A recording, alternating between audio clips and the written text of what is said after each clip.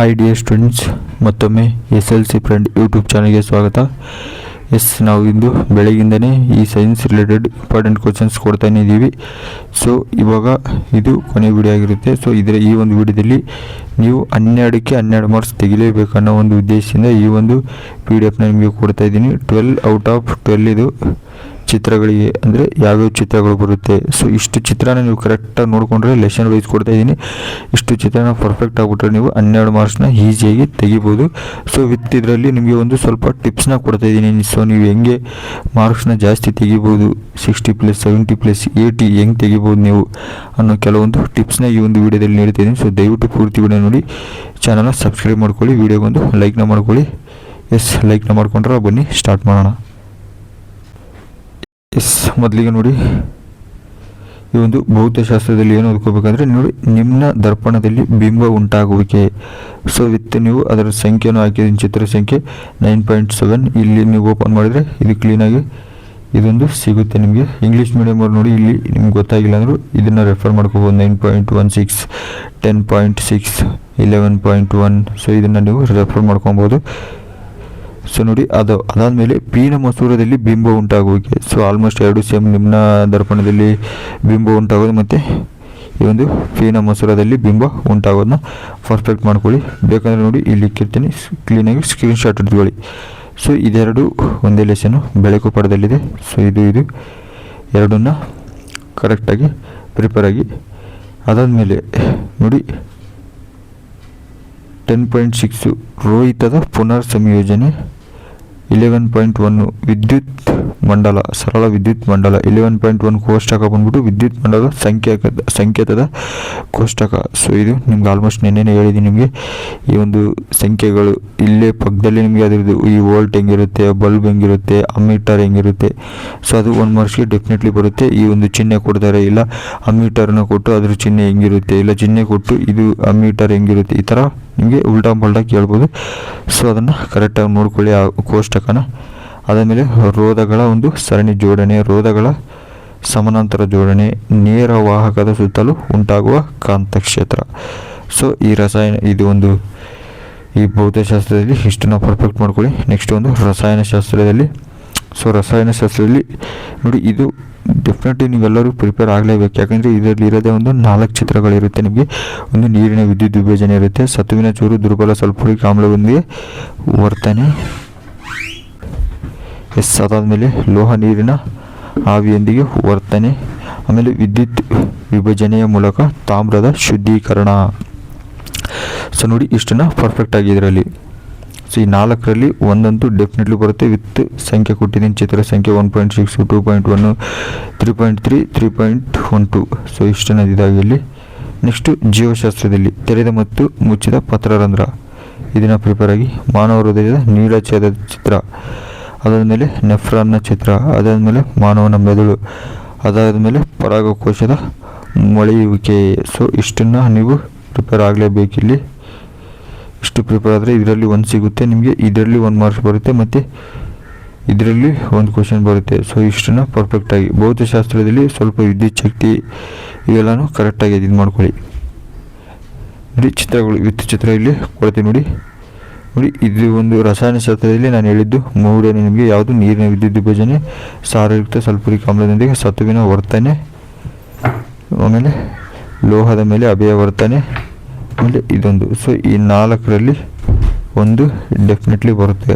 So prepare ಆಗಿ. ದಯವಿಟ್ಟು ವಿಡಿಯೋಗೆ ಯಾರು ಲೈಕ್ ಮಾಡ್ಕೊಂಡ್ರೆ ವಿಡಿಯೋ ಒಂದು ಲೈಕ್ನ ಮಾಡ್ಕೊಳ್ಳಿ.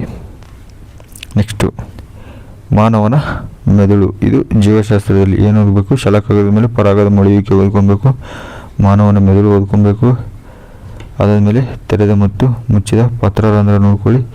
ಅದಾದಮೇಲೆ ನೆಫ್ರಾನ್ ರಚನೆ, ಅದಾದಮೇಲೆ ಮಾನವನ ಹೃದಯದ ನೀಳ ಛೇದ ನೋಟ. ಸೊ ಇಷ್ಟನ್ನು ಪ್ರಿಪೇರ್ ಆಗಿ. ಅದಾದಮೇಲೆ ಈ ಒಂದು ಭೌತಶಾಸ್ತ್ರದಲ್ಲಿ ನೋಡಿ, ರೋಧಗಳ ಸಮಾಂತರ ಜೋಡಣೆ ಹೆಂಗಿರುತ್ತೆ, ಆಮೇಲೆ ಸರಣಿ ಕ್ರಮದಲ್ಲಿ ಜೋಡಣೆ ಹೆಂಗಿರುತ್ತೆ. ಆಲ್ಮೋಸ್ಟ್ ಸೇಮ್ ಇರುತ್ತೆ ನೋಡಿ, ಇಲ್ಲಿ ಸ್ವಲ್ಪ ವ್ಯತ್ಯಾಸ. ಇದು ಸಮಾಂತರ ಜೋಡಣೆಯಲ್ಲಿ ಇದೊಂದು ವ್ಯತ್ಯಾಸ ಬರುತ್ತೆ. ಅದಾದಮೇಲೆ ನೋಡಿ ಆಲ್ಮೋಸ್ಟ್ ಸೇಮೇನೆ, ಅಷ್ಟೇ ನೀವು ಏನು ಚೇಂಜ್ ಮಾಡ್ಕೊಬೇಕು ನೋಡಿ. ಈ ಥರದ್ದು ಬಾಯ್ಪಾಠ ಹೊಡೆದ್ಬಿಡಿ. ಸಮಾಂತರ ಜೋಡಣೆ ಇದ್ದರೆ ಇಲ್ಲಿ 2 ಎಕ್ಸ್ಟ್ರಾ ಸೇರಿಸೋರೆ, ಇಲ್ಲಿ ಅಷ್ಟೇ ಸರಣಿ ಇಷ್ಟೇ, ಇಲ್ಲಿ ವ್ಯತ್ಯಾಸ ಇಷ್ಟೇ ನೋಡಿ, ಸ್ವಲ್ಪ ಅಷ್ಟೇ ಚೂರು ವ್ಯತ್ಯಾಸ ಇರುತ್ತೆ ಸಮಾಂತರ ಸರಣಿಗೆ. ಅದಾದಮೇಲೆ ಸರಳ ವಿದ್ಯುತ್ ಮಂಡಲ ಹೆಂಗಿರುತ್ತೆ, ಒಂದು ಬಲ್ಬ್ ಇರುತ್ತೆ, ಏನಿಲ್ಲ ಒಂದು ಚೌಕ ಹಾಕೋದು. ಸೊ ನೋಡ್ಬೋದು ಇಲ್ಲಿ ಪ್ಲಸ್ ಮೈನಸ್ ಎಲ್ಲೆಲ್ಲಿ ಹಾಕ್ಬೇಕು ಅನ್ನೋದನ್ನ ಮರಿಬೇಡೋದು. ಆಮೇಲೆ ನೋಡ್ಕೊಳ್ಳಿ, ಇದು ಇಂಪಾರ್ಟೆಂಟು. ಆಮೇಲೆ ಇದೊಂದು ಕೋಷ್ಟಕ ಹೇಳಿದ್ದೆ ನಿಮಗೆ, ವಿದ್ಯುತ್ ಮಂಡಲದಲ್ಲಿ ಸಾಮಾನ್ಯವಾಗಿ ಉಪಯೋಗಿಸುವ ಸಾಂಪ್ರದಾಯಿಕ ಚಿಹ್ನೆಗಳು. ವಿದ್ಯುತ್ ಕೋಶ ಯಾವ ಥರ ಇರುತ್ತೆ, ಶುಷ್ಕ ಕೋಶ ಯಾವ ಥರ ಇರುತ್ತೆ, ಒಂದು ಪ್ಲಕ್ಕಿ ಅಥವಾ ಸ್ವಿಚ್ ಯಾವ ಥರ ಇರುತ್ತೆ, ತಂತಿಯ ಒಂದು ಕೀಲು. ಸೊ ನೋಡ್ಕೊಳ್ಳಿ, ಇದು ಇಂಪಾರ್ಟೆಂಟು. ಬೆಳಕುದಲ್ಲಿ ಎರಡು ನಿಮ್ನ ದರ್ಪಣದ ಮೇಲೆ ವಿಭಿನ್ನ ಸ್ಥಾನಗಳಲ್ಲಿ ಇರಿಸಿದ ವಸ್ತುವಿನ ಉಂಟಾಗುವ ಪ್ರತಿಬಿಂಬಗಳ ರೇಖಾಚಿತ್ರ ಮತ್ತು ಪೀನ ದರ್ಪಣ, ಇದಕ್ಕೆ ಆಪೋಸಿಟ್ ಆಗಿ ಪೀನದು. ಸೊ ಇವೆರಡನ್ನ ಪರ್ಫೆಕ್ಟ್ ಆಗಿಬಿಟ್ರೆ ಪೀನ ನಿಮ್ನದು. ಇಲ್ಲಿ ಬೆಳಕಲ್ಲಿ ಇಷ್ಟ ಇರುತ್ತೆ. ಸೊ ಇಷ್ಟು ನೀವು ಪ್ರಿಪೇರ್ ಆದರೆ ನಿಮಗೆ ಇಲ್ಲಿ 12 ಔಟ್ ಆಫ್ 12 ಮಾರ್ಕ್ಸ್ ನಿಮಗೆ ಸಿಗುತ್ತೆ. ಸೊ ಇಂಪಾರ್ಟೆಂಟ್ ಟಿಪ್ಸ್ ಕೊಡ್ತೀನಿ ಅಂತ ಹೇಳಿದ್ದೆ ನಿಮಗೆ. ಸೊ ಅದೇನಂದರೆ ಇವಾಗ ನೋಡಿ,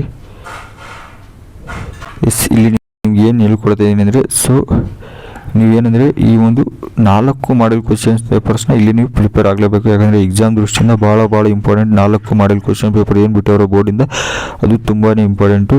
ಅದೇ ರೀತಿಯಾಗಿ ಈ ಒಂದು ಲಾಸ್ಟ್ ಇಯರ್ ನಡೆದ ಒಂದು ಆ್ಯನ್ಯುವಲ್ ಪೇಪರ್, ಲಾಸ್ಟ್ ಇಯರ್ ನಡೆದಿರೋ ಒಂದು ಆ್ಯನ್ಯುವಲ್ ಪೇಪರ್ ಎಕ್ಸಾಮ್ 1, 2 ಯಾವುದಾದ್ರೂ ಒಂದು ಎರಡರಲ್ಲಿ ಒಂದು ಪೇಪರ್ನ ರೆಫರ್ ಮಾಡಿ. ಯಾಕಂದರೆ ರಿಪೀಟ್ ಆಗೋ ಚಾನ್ಸಸ್ ಜಾಸ್ತಿ ಇರುತ್ತೆ. ಸೊ ಅದನ್ನು ಮರಿಲೇಬೇಡಿ ಯಾವತ್ತು. ನಾನು ಟಿಪ್ಸ್ ಕೊಡೋದು ನಿಮ್ಗೆ ಅದೇ ಮೇಯ್ನಾಗಿ. ಇಲ್ಲಿ ನಿಮಗೆ ಒಂದು ಮಾಡೆಲ್ ಕ್ವಶನ್ ಪೇಪರು, ಆಮೇಲೆ last year question paper. So ಇದನ್ನು ನೀವು ರೆಫರ್ ಮಾಡಲೇಬೇಕು.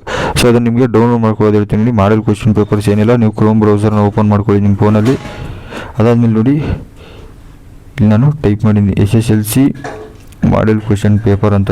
ಜಸ್ಟ್ ನೀವು ಇಷ್ಟೇ ಟೈಪ್ ಮಾಡಿದರೆ ಸಾಕು.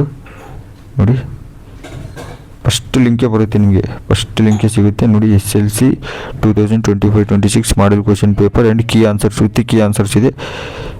ಓಪನ್ ಮಾಡಿ. ಏನಿಲ್ಲ, ನೀವು ಜಸ್ಟ್ ನಿಮ್ಗೆ ಯಾವ್ದು ಬೇಕು, ಸೈನ್ಸು, ನೀವು ಬೇರೆ ಸಬ್ಜೆಕ್ಟು ಈ ಥರ ರೆಫರ್ ಮಾಡ್ಕೊಬೇಕು. ಸೈನ್ಸಿಗೆ ಬನ್ನಿ.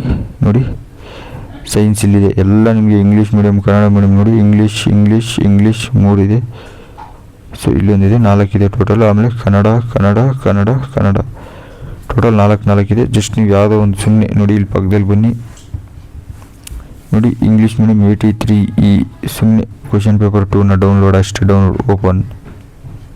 ಇದು ಜಸ್ಟ್ ಇಷ್ಟೇ ನಿಮಗೆ. ನೋಡಿ, ಈ ಪೇಪರ್ನ ಪ್ರಿಪೇರ್ ಆಗಿ, ಈ ಮಲ್ಟಿಪಲ್ ಚಾಯ್ಸ್ ಇರ್ಬೋದು, 1 ಮಾರ್ಕ್ಸ್ ಇರ್ಬೋದು, ಎಲ್ಲ ಇದರಿಂದ ನೋಡ್ಕೊಂಡು ಹೋಗಿರಿ ಅಷ್ಟೇ. ಅದಾದಮೇಲೆ ಇನ್ನೊಂದು ಹೇಳ್ತೀನಿ ನೋಡಿ. ಇವಾಗ ಬ್ಯಾಕ್ ಬನ್ನಿ. ಅದೇ ರೀತಿಯಾಗಿ ನೀವು ಮತ್ತೆ ಕ್ರೋಮ್ ಬ್ರೌಸರ್ಗೆ ಬನ್ನಿ. ಇಲ್ಲೇನು ಮಾಡ್ಬೇಕಂದ್ರೆ ಈ ಸತಿ ಟೈಪು ಲಾಸ್ಟ್ ಇಯರ್ ಪೇಪರ್. ನೋಡಿ, ನಿಮ್ಗೆ ಯಾವ್ದು ಬೇಕು, 24 ಬೇಕಾ, 23 ಬೇಕಾ, ಯಾವುದಾದ್ರೂ ನೀವು ಇಲ್ಲಿ ಸರ್ಚ್ ಮಾಡಿದರೆ ಸಾಕು. ಈ ಥರ ಜಸ್ಟ್ ಅದ್ರ ಮೇಲೆ ಟ್ಯಾಪ್ ಮಾಡಿ. ನೋಡಿ, 24ದು ಎಕ್ಸಾಮ್ 1, ಎಕ್ಸಾಮ್ 2 ಅಂತ ಹೊಡೆದ್ರೆ ಎಕ್ಸಾಮ್ 2 ಬರುತ್ತೆ. ನಿಮ್ಗೆ ಯಾವ್ದು ಬೇಕು ಅದು ಬರುತ್ತೆ. ಜಸ್ಟ್ ಟ್ಯಾಪ್ ಮಾಡಿ. ನೀವು ಬಂದೇ ಬಿಡ್ತೀರಾ. ನೋಡಿ, ಯಾವ ಸಬ್ಜೆಕ್ಟ್ ಬೇಕು ಎಲ್ಲ ಸಬ್ಜೆಕ್ಟು ವಿತ್ ಕೀ ಆನ್ಸರ್ಸ್ ಇರುತ್ತೆ ನಿಮಗೆ. ಸೊ ಕರೆಕ್ಟಾಗಿ ನೋಡ್ಕೊಳ್ಳಿ. ಚಾನಲ್ನ ಸಬ್ಸ್ಕ್ರೈಬ್ ಮಾಡ್ಕೊಳ್ಳಿ ಡಿ ಸ್ಟೂಡೆಂಟ್ಸ್. ಅದೇ ರೀತಿ ಯಾರಾದರೂ ಸಹಾಯ ಮಾಡಬೇಕಂತಿದ್ರೆ ದಯವಿಟ್ಟು 1 ರೂಪಾಯಿ 2 ರೂಪಾಯಿನ ಸ್ಕ್ಯಾನರ್ ಕೊಟ್ಟಿರ್ತೀನಿ ವಿಡಿಯೋ ಕೊನೆಯಲ್ಲಿ. ದಯವಿಟ್ಟು ಸ್ಕ್ಯಾನ್ ಮಾಡಿ, ಕೈಲಾದಷ್ಟು ಸಹಾಯ ಮಾಡಿ. ನೋಡಿ, ಸೈನ್ಸು ಇಲ್ಲಿದೆ ನೋಡಿ, ಸೈನ್ಸ್ ಇಲ್ಲಿ, ಕನ್ನಡ ಇದು ಮ್ಯಾಥಮೆಟಿಕ್ಸು.